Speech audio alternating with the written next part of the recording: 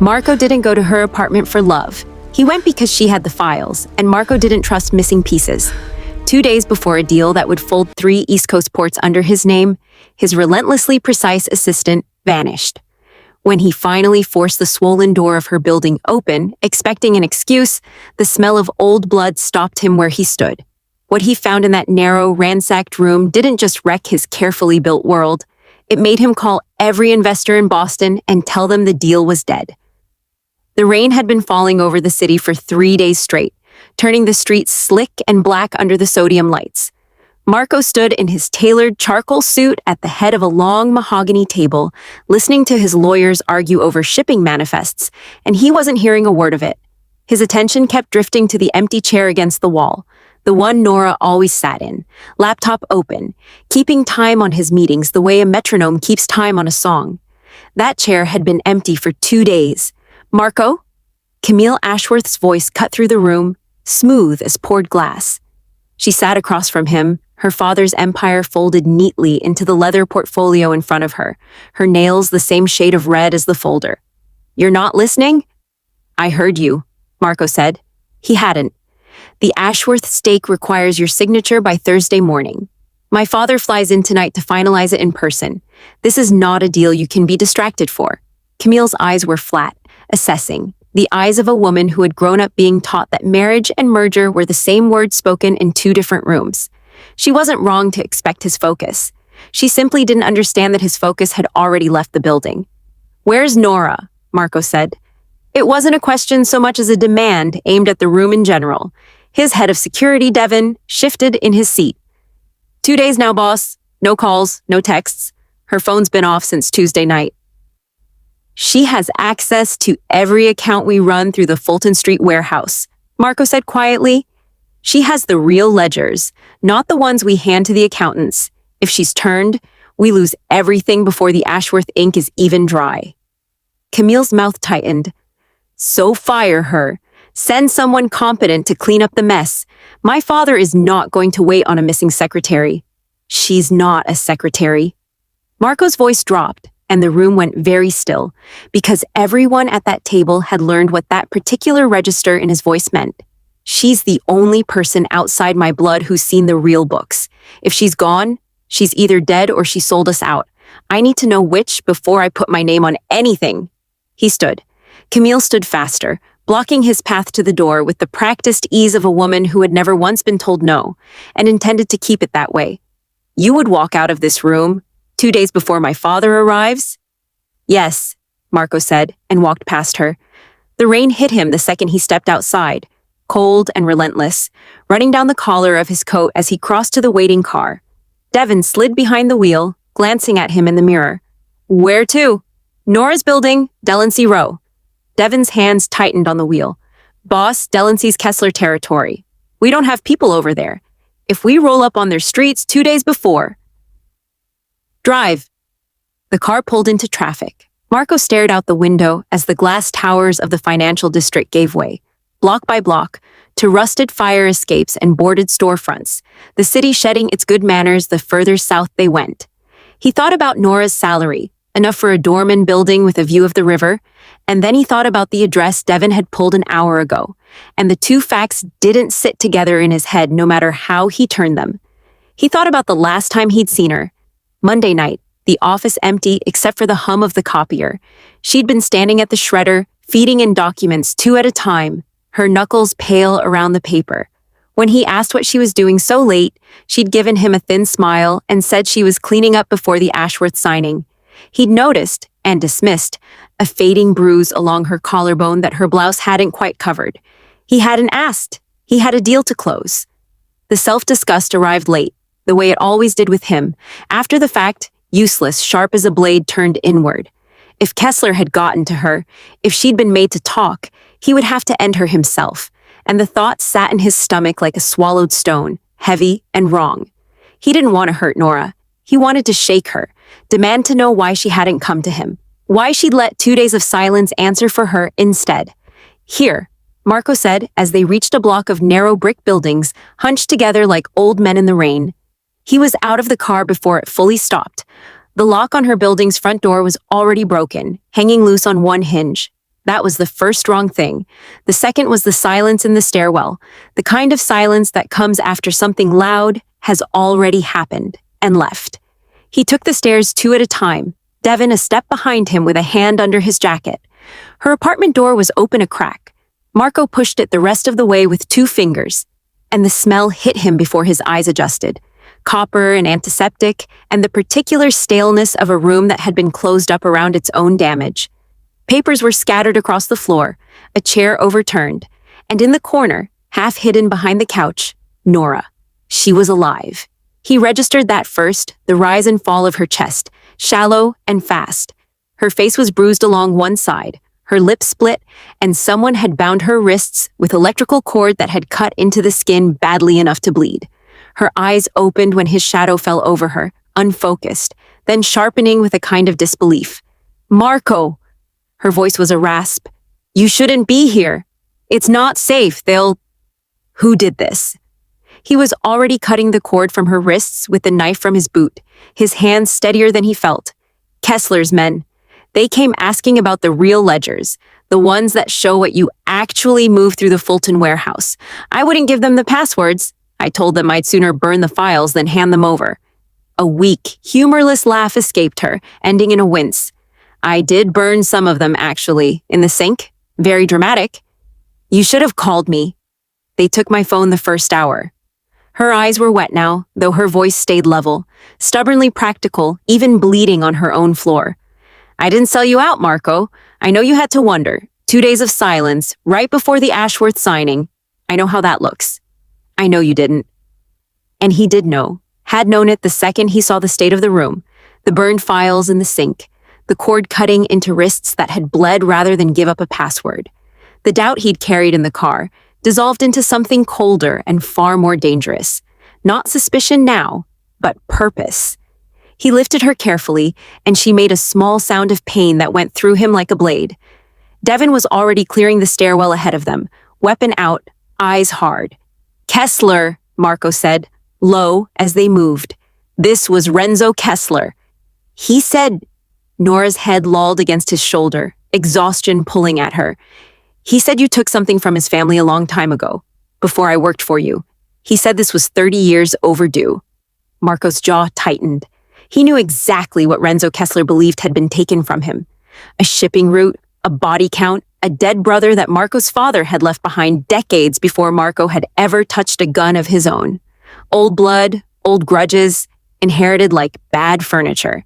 He'd known Renzo hated the name Ashworth, carried it enough to move against a merger that would put 3 ports permanently out of his reach.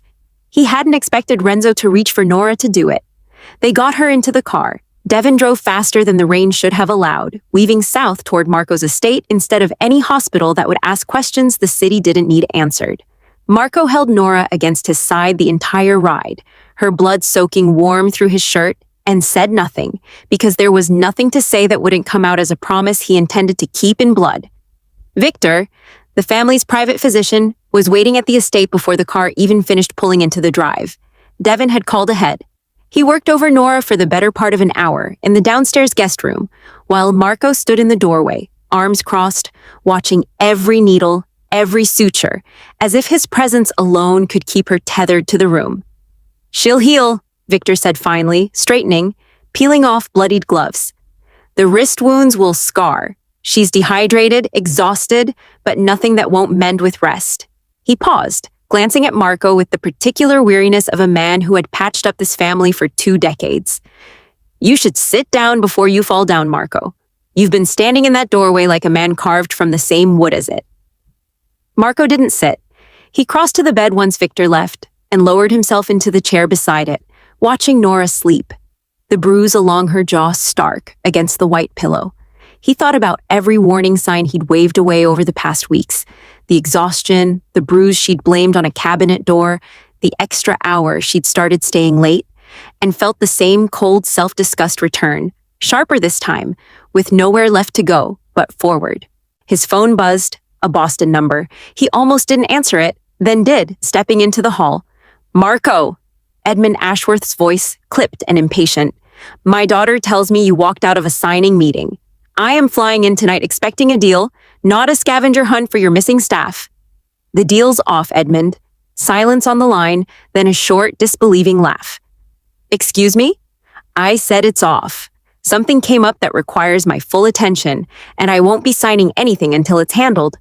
Marco's voice was flat, final, the voice he used when a decision had already been made and further argument was simply noise. Camille will understand. She always does.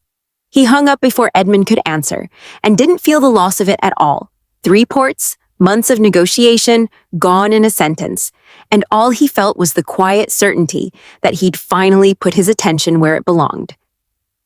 By the second night, Norah's fever had broken, and her color had come back, though the bruising along her ribs still made her hiss when she shifted position.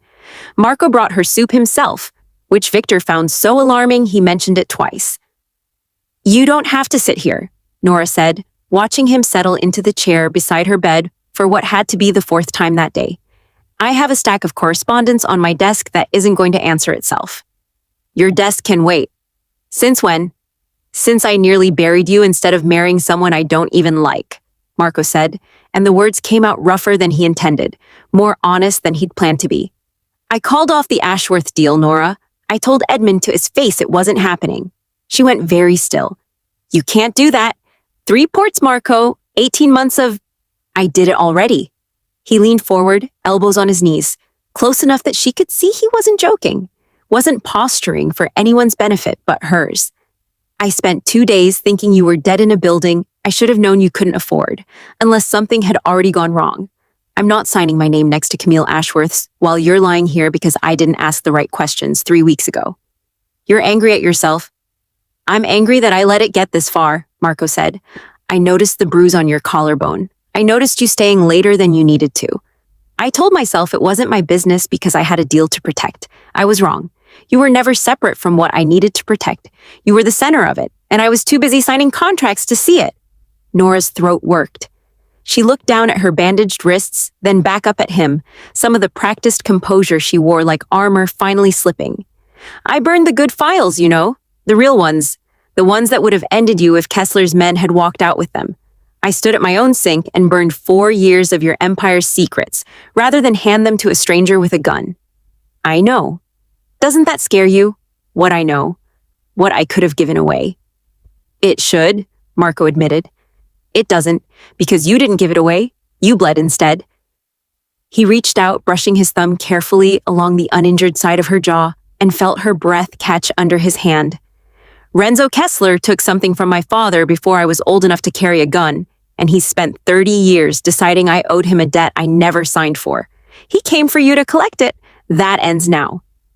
Marco, I'm not asking you to forgive me for missing it, he said quietly. I'm telling you it won't happen again. You're not going back to a desk outside my office like nothing happened. Victor clears you, and you stay here, close, where I can see you. I'm your assistant. You were, Marco said, and something in his voice settled into a certainty that had nowhere left to hide. Now you're the only person who bled protecting what's mine and didn't ask for anything in return. That makes you more than an assistant, Norah. That makes you the one thing in this life I'm not willing to lose twice. She stared at him for a long moment, the walls she'd built over 4 years of professional distance visibly cracking, and then, quietly, she let out a breath she seemed to have been holding since Delancey Row. Wild mushroom risotto, not truffle. If we're doing this, you should know that now. Marco's chest hitched with something close to a laugh, the first real one in days. He pulled the blanket higher over her shoulder and didn't leave the chair. Morning came gray and rain-washed, the city outside Marco's window still dripping from 3 days of storm. He stood by the glass in a fresh shirt, coffee in one hand, a burner phone in the other, waiting. It rang at 8 exactly, a number out of Newark. Renzo, Marco said before the other man could speak. A pause, then a low, rough voice. You found her then. Pity. I'd hoped it would take longer. You reached into my house for a 30-year-old grudge that isn't hers to pay for, Marco said, his voice carrying no heat at all, which made it worse. I know what my father did to your brother. I wasn't alive to stop it, and I won't apologize for a debt I didn't sign. But you put your hands on someone who has nothing to do with either of us, and for that, there's no old grudge left between us.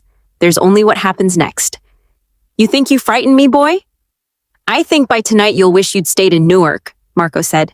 Stay off Fulton Street. Stay off every dock south of the bridge. If I see one of your men in my territory again, I won't send you a message. I'll bring you the bodies myself. He hung up before Renzo could answer and dropped the phone into his pocket, already turning back toward the bed. Norah was awake, watching him from the pillows, her voice still a little raw. Did you just threaten a Mafia patriarch over breakfast? I handled Renzo. Marco crossed to set his coffee down, studying her, some color back in her cheeks, the fear finally gone from her eyes, replaced by something steadier. How do you feel? Like I got dragged out of a war zone by a man who then canceled a multi-billion-dollar merger for me? She said it slowly, like she was still testing whether it was true. That's not a small thing, Marco. It wasn't a hard decision. He sat on the edge of the bed, close enough that the space between them stopped being professional distance and became something else entirely. I built an empire on the idea that nothing was worth more than the numbers. You were the one keeping the numbers honest the entire time, and I never once thought to ask what kept you standing outside my door every single day. I'm asking now. And if I say I don't know how to be anything but useful to you, Norah said quietly, if I say I don't know how to sit in a room and not be working, then I'll teach you, Marco said. Slowly, starting with breakfast and no ledgers within reach for at least a week. She huffed something close to a laugh, wincing as it pulled at her ribs, and reached out with a bandaged hand to rest it against his chest, over the steady beat of his heart. You canceled a wedding-sized deal for me. I'd have canceled the whole city for you, Marco said, low and certain, covering her hand with his own. I just didn't know it until I saw that room. Norah looked at him, really looked, the way she hadn't let herself in for careful years, and finally let the last of her guarded composure fall away. There was no fairy tale in it. He was a dangerous man who'd built his life on debts paid in blood, and she was the woman who'd burned her own hands protecting his secrets. But in the cold arithmetic of his world, it was the truest thing either of them had ever been offered. Okay, she whispered. Marco didn't smile. He didn't need to. He leaned down and pressed his lips to her forehead, slow and certain, a promise that didn't require words to be understood. The desk outside his office would stay empty from now on. Norah Quinn was done being the quiet name behind the numbers. She was the reason the empire still stood, and Marco intended to make sure the entire city knew exactly whose name stood beside his now. And that's how a mafia boss turns a hostile takeover into a coronation. Marco didn't just walk away from a billion-dollar merger. He burned down 30 years of old debts the second he realized the woman running his books had been holding his whole empire together in silence. If you love a slow burn, morally gray mafia romance where the quiet ones turn out to be the strongest, smash that like button, subscribe for more, and drop a comment telling me your favorite moment of Marco's reckoning. See you in the next one.